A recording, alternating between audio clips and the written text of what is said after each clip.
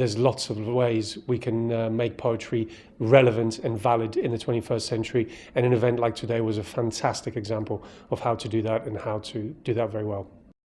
Toward me, who not believing in any saving power, outlive the others and myself as well.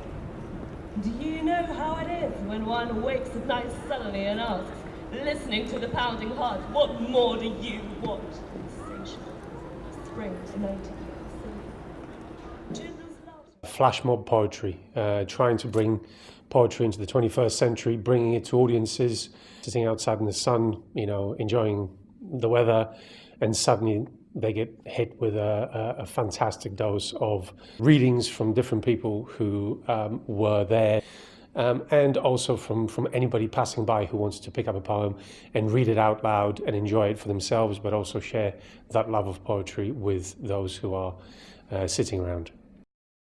And if any of you want to read a poem, do something for yourself. Read one poem today and spend the rest of this year saying that you did something that you wasn't expecting to do today.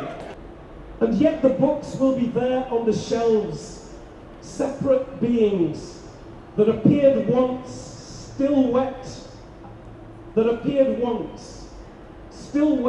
as shining chestnuts under a tree in autumn, and touched, cuddled, began to live in spite of fires on the horizon.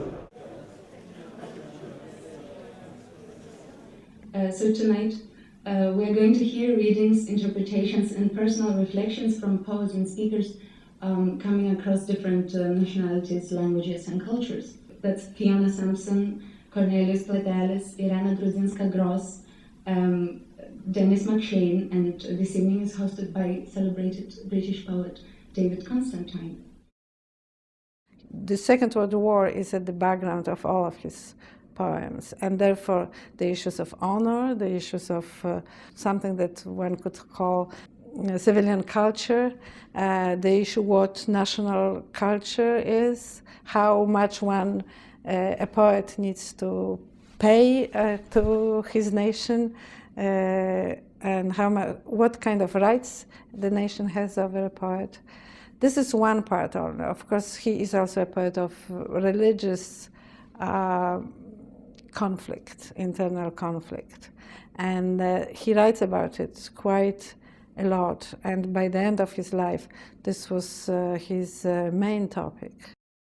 He was a poet who wrote poetry and prose and translated essays and fiction and so on for 70 years.